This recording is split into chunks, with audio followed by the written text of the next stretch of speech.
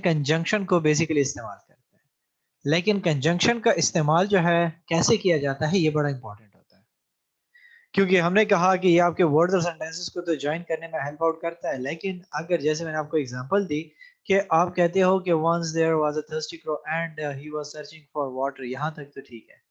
लेकिन अगर आप फिर थर्ड जो है एंड यूज कर देते हो कि जो है एंड यूज कर देते हो और फिर कहते हो कि और he has to go to the garden और he has to go to the west side और एंड देन इस किस्म के अल्फाज आप जब कंटिन्यूअसली इस्तेमाल करना शुरू कर दोगे तो वो एक अजीब सा सेंस देता है, बंदे को समझ नहीं आता और ना ही बंदे को पढ़ने को दिल करता है। वो कहते हैं यार मुझे तो इसकी समझ नहीं आ रही है, बंदा क्या कह रहा है, इतना ज्यादा एंड और फिर ये जो है ना रिपीटिशन कर रहा है या क्या कर रहा है। तो वो आपका रिसीवर जो होता है या मैसेज पढ़ने वाला वो बंदा जो है ना वो पढ़ता ही नहीं है उस मैसेज को, वो उसको इग्नोर करना शुरू कर देता है, क्योंकि जब उसको समझ नहीं आएगी तो वो पढ़ेगा कैसे। तो इसलिए हम कहते हैं कि जब भी हम जो है कम्युनिकेशन करते हैं या अपना मैसेज कन्वे करते हैं तो हमारा मेन मकसद क्या होता है, अगर 7 C's में याद हो, क्लैरिटी। आपकी क्लैरिटी तब आएगी जब आपके जो है ना वर्ड्स और सेंटेंसेस और आपके जो है ना फ्रेजेस प्रॉपर तरीके से पुट किए जाएंगे, प्रॉपर तरीके से इस्तेमाल होंगे, अगले बंदे के लिए सेंसेबल होंगे। जैसे कि हम जो है यहाँ पे ने कहा कि टार्जन एंड जेन, फिर टॉम और जेरी। तो अब और एंड का मतलब भी पता होना चाहिए आपको कि कब आपने और इस्तेमाल करना है, कब एंड इस्तेमाल करना है, कहाँ पे हमने कंटिन्यूएशन लेकर आनी है, कहाँ पे हमने सेंटेंस को रोकना है। तो इसके लिए हमारे पास जो है कुछ टाइप्स हैं कंजंक्शन की, उसको अंडरस्टैंड करना बड़ा इंपॉर्टेंट हो जाता है। जैसे कि पहला हमारे पास आ जाता है कोऑर्डिनेट कंजंक्शन। कोऑर्डिनेट कंजंक्शन क्या कहता है, कहता है कि coordinate conjunction is to join words, phrases, clauses together which are usually grammatically equal, कि जो ग्रामेटिकली आपके पास जो है बराबर हो। अब इससे मुराद हमारा क्या हो गया, ग्रामेटिकली जो है बराबर होने से मुराद हमारा क्या है कि आपके पास सिचुएशन के अंदर वो एक जैसे ही इस्तेमाल हो रहे हैं, एक ही सिनेरियो को लेकर चल रहे हैं। अगर वो अलग अलग जो है ना उसको लेकर सिनेरियो को लेकर जा रहा है तो फिर तो हम वहां पे क्या कर देंगे, देखेंगे कि जी अब हम जो है दूसरा सेंटेंस स्टार्ट करेंगे।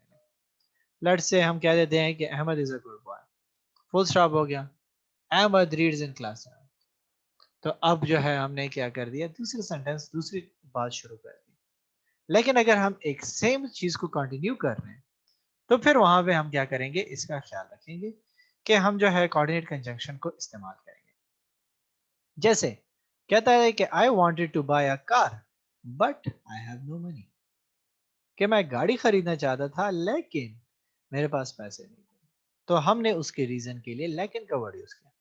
अगर हम यहाँ से ये बट को हटा देते और हम इधर फुल स्टॉप पुट कर देते और हम कहते हैं कि जी I wanted to buy car, ठीक है, आई हैड नो मनी, तो वो थोड़ा सा अजीब लगता है, कि वो थोड़ा सा हमारा जो है ना वो कर्टिसी और उसको जो है ना हमारे फैक्टर को जो है थोड़ा सा कंसिडरेशन को भी इफेक्ट करता है कि I wanted to buy car, I had no money, I have this. अब रोबोटिक स्टाइल लग रहा है कि एक रोबोट की तरह बस शुरू हुए और रटी रटाई बातें आप कर रहे हो। तो यहाँ पे हमने क्या कर दिया, कोऑर्डिनेट जो है कंजंक्शन को यूज किया।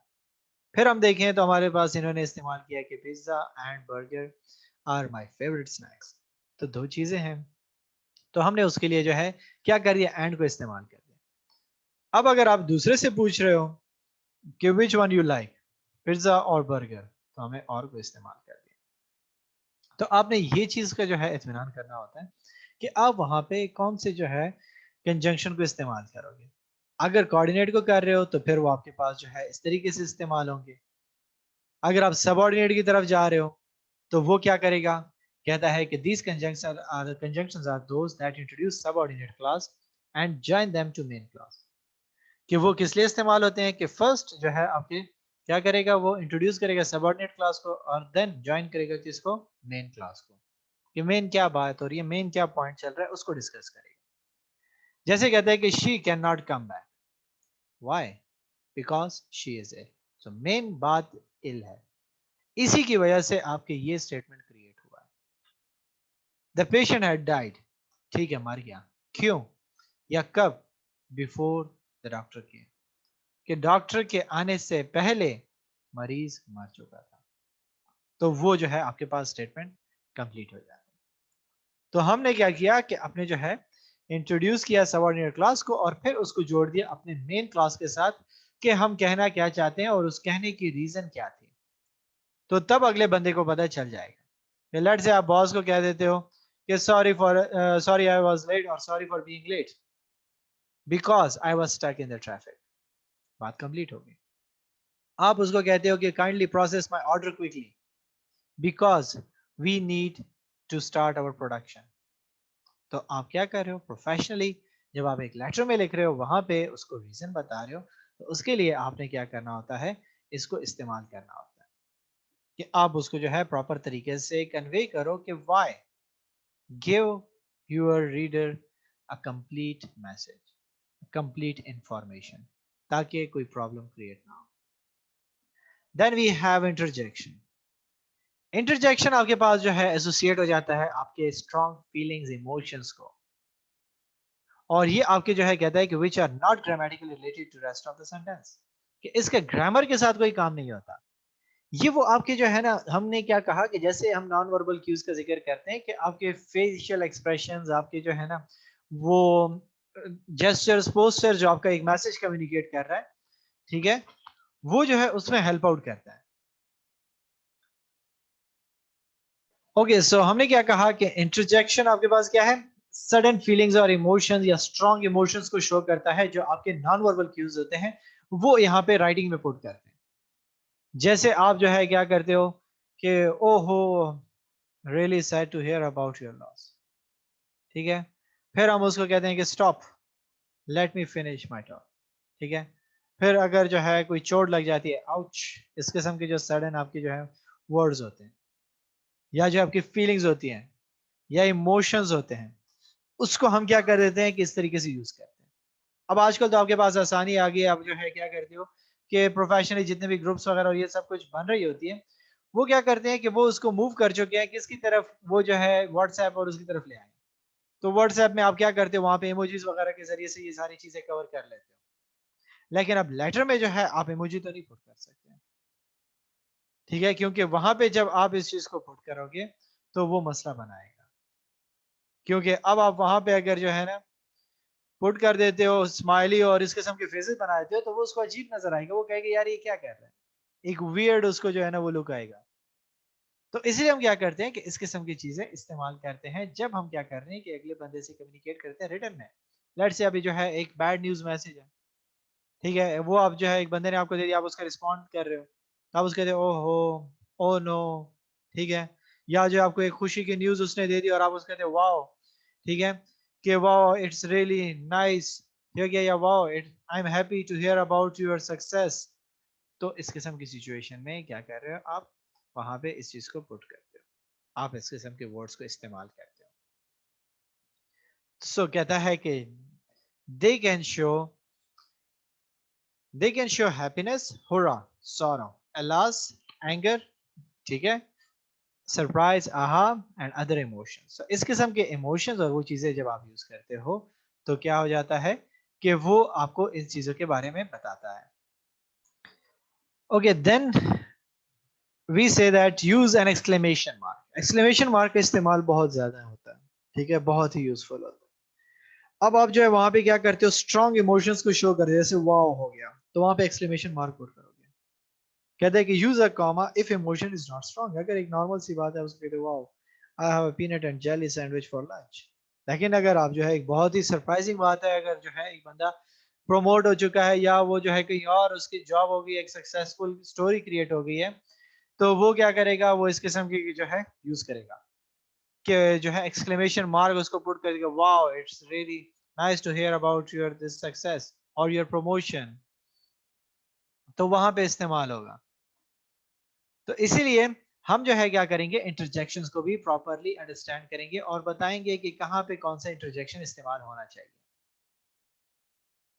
कॉमन इंटरजेक्शन जो हमारे पास यूज होते हैं, हुर्रा, आहा, लास और इस किस्म के वर्ड जो है आपके पास क्या होते थे, नॉर्मली आप वहां पे स्कूल और उसमें भी लिखते थे, ठीक है, जैसे आजकल commonly L O L use हो रहा है, आपके पास आ यूज हो रहा है, ठीक है, ओहो का वर्ड यूज हो रहा है, तो इस किस्म के वर्ड जो हमारे पास नॉर्मली इस्तेमाल होते रहते हैं, ठीक है, जो हमें क्या करते हैं वहां पे उस बात को सप्रेस करते हैं या हमारी फीलिंग्स या हमारे इमोशंस वो आगे क्या कर देते हैं, आगे दूसरे बंदे को कन्वे करते हैं कि what you are saying and आप कितना अटैच हो उसके साथ, उस मैसेज को या उस बात को उसको कन्वे करने को, या हमने क्या कहा था कि शो कंसिडरेशन, से कंसिडरेशन में आपकी जो है वहां पे हम इस्तेमाल करते हैं इसको।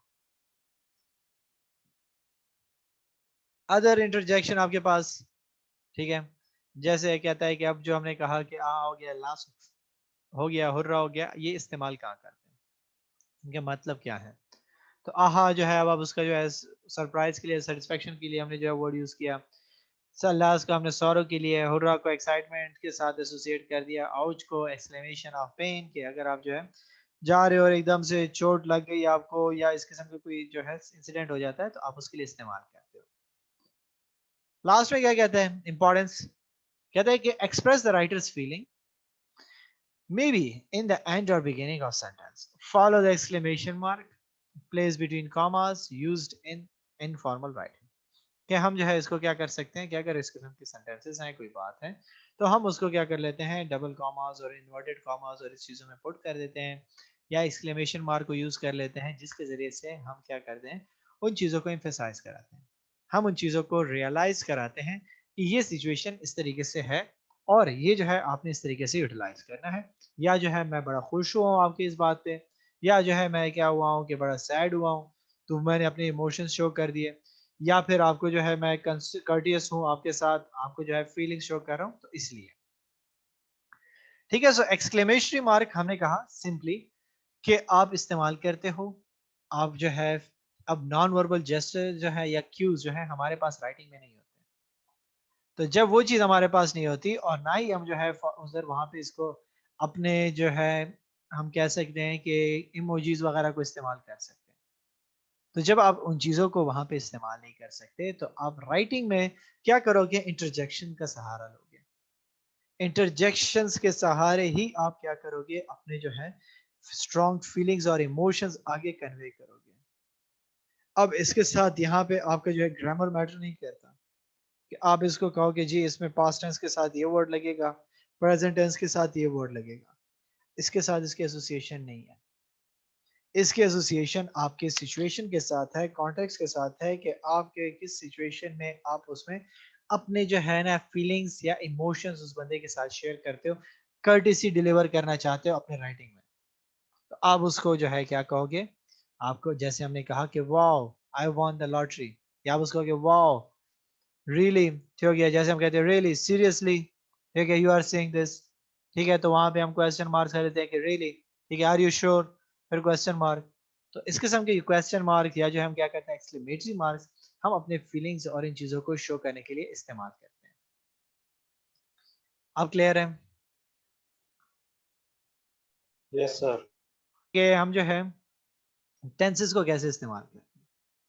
जब आपको जो है ना वर्ब क्लियर हो गया और आपको एडवर्ब्स क्लियर हो गए, उसके बाद टेंसेस को समझना बड़ा आसान हो जाता है, क्योंकि मैंने आपको क्या कहा था, उस वक्त भी कहा था कि जब हम जो है टेंसेस का जिक्र करते हैं तो टेंसेस आपके वर्ब ही आपको बताते हैं कि आप कौन सा एक्शन कर रहे हो, कब कर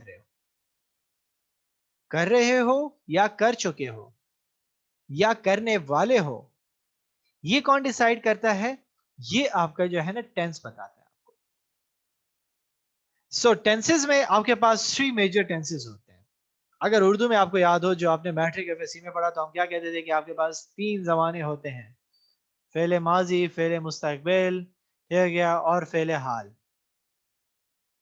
आप थ्री टाइम्स में एग्जिस्ट करते हो। एक आपका पास्ट होता है जो गुजर जाता है, आपने 2 बजे जो है जो काम किया दैट वाज पास्ट, आपने जो है 1 बजे जो काम किया दैट वाज पास्ट, आपने कल जो काम किया that was your past. What is your present, you are listening to me, you are attending class. What will be your future, आप जो है इस क्लास के बाद जो काम करोगे that will be your future. तो हम क्या करेंगे, यहाँ पे हमारा जो सबसे इंपॉर्टेंट ट्रिक होता है प्लेसमेंट ऑफ वर्ब, कि हम कितने बेहतर तरीके से अपने वर्ब को प्लेस करते हैं, आपका टेंस सारा का सारा खुद ब खुद बन जाएगा। कैसे, कहता है कि जी पहले तो आपने को जो है ना इसकी मीनिंग बताई हुई है कि टेंसेस का मीनिंग क्या है। जैसे मैंने आपको कह दिया कि टाइम के साथ एसोसिएट है और लैटिन वर्ड है टेम्पस से निकला हुआ है। क्या verb indicate the time of an action, event or condition by changing its form? क्या आप उसकी हालत को चेंज करके जो है क्या कर लेते हो, टाइम और उसके बारे में, कंडीशन के बारे में बताते हो। जैसे मैंने खाना खाया, मैं खाना खाता हूं, मैं खाना खाऊंगा।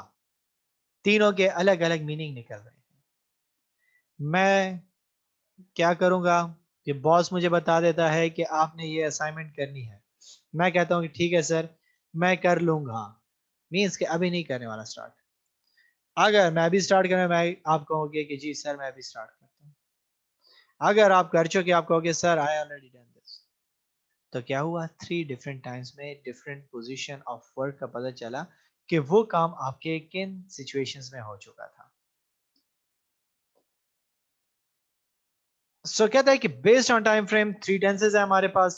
हमने कहा प्रेजेंट, पास्ट, फ्यूचर।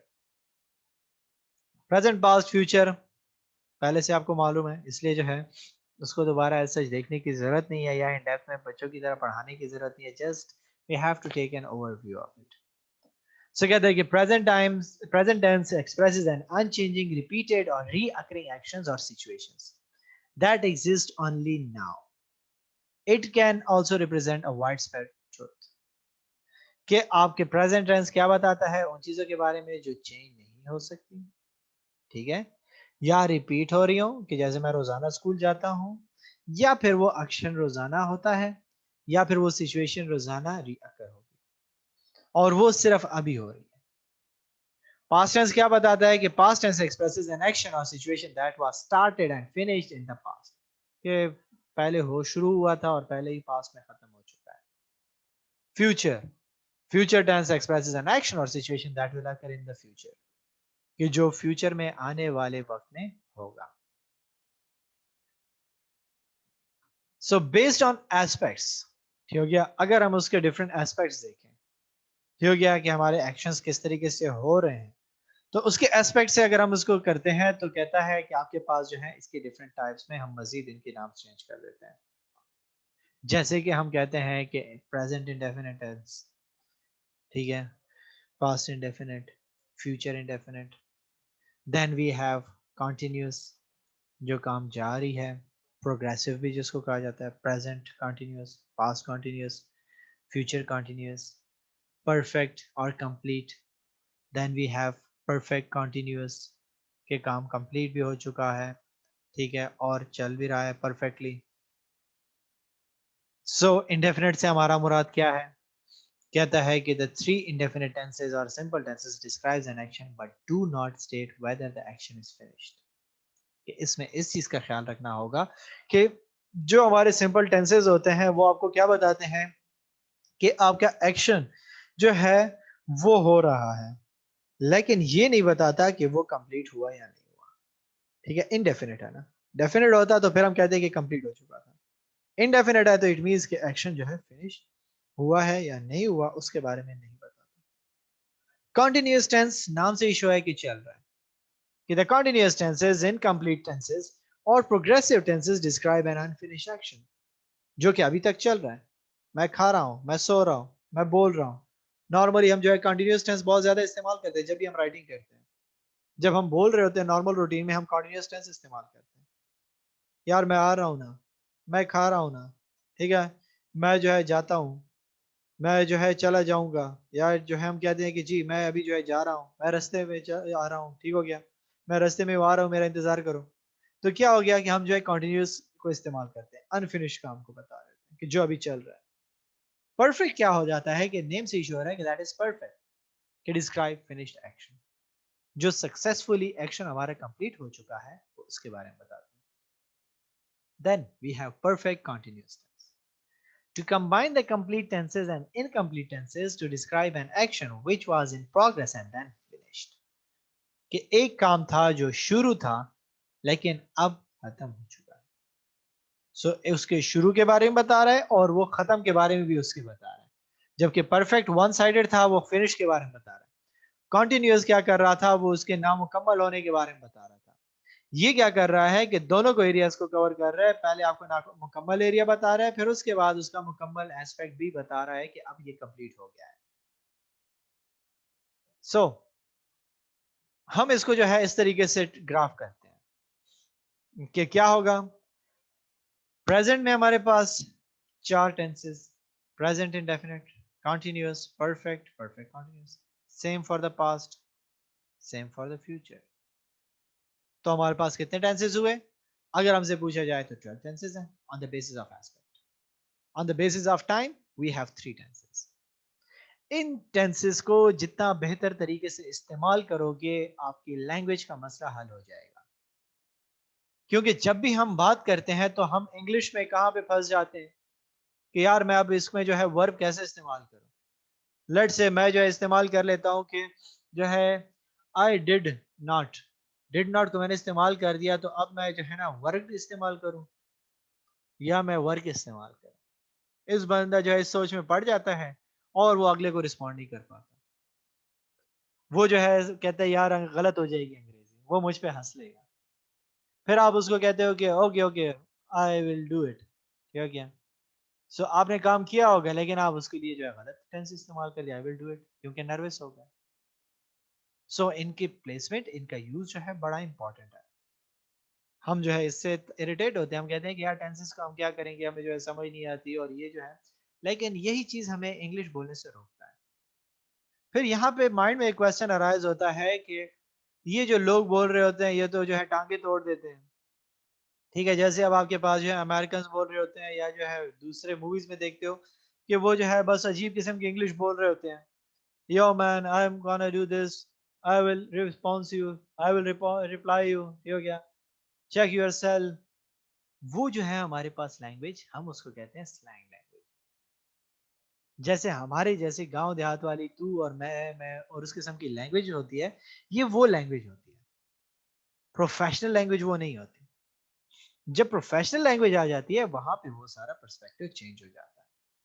वहां पे वो जो है फिर टेंसेस और इस चीज का बड़ा ख्याल रखते हैं। कभी भी आप जो है एक लेटर अमेरिकन की देख लो, कभी भी आपको एक ऐसा लेटर नहीं मिलेगा वो वहां पे लिख दे yo man I am gonna respond you soon, why you are hurry. ठीक है, तो अब राइटिंग में वो चीज आपको कहीं नजर नहीं आएगी। वहां पे क्या होगा, yes sir I will try to respond you as soon as possible. तो वो इस किस्म के फॉर्मल लैंग्वेज की तरफ आता है। क्यों फॉर्मल लैंग्वेज की तरफ आ रहा है? क्योंकि हमारी कम्युनिकेशन जो प्रोफेशनल होती है या ऑफिस में होती है या हमारी जो फॉर्मल होती है, वहां पे हमें फॉर्मेलिटीज को पूरा करना होता है। वहां पे हमें टेंसेस का बेहतर इस्तेमाल करना। फिर अब आपके माइंड में ये आ रहा होगा क्वेश्चन कि सर जो है अब टेंसेस तो हमें आते नहीं है, या जो हमें वर्ब की दूसरी या तीसरी फॉर्म नहीं आएगी तो फिर तो हम सारी जिंदगी इंग्लिश में बात ही नहीं कर सकेंगे। तो इंग्लिश हमारी जो है ना कोई ऐसे मदर टंग है नहीं, हम जो है उसके लिए कि परेशान हो और हम कहें कि यार मैं कैसे सीखूंगा इसको, मैं कैसे बोलूंगा। उसका एक आसान सा रूल है। ठीक है, वो जो है अभी मैं आपको बताता हूँ, लेकिन यहाँ तक अगर इसमें कोई क्वेश्चन है तो मुझसे पहले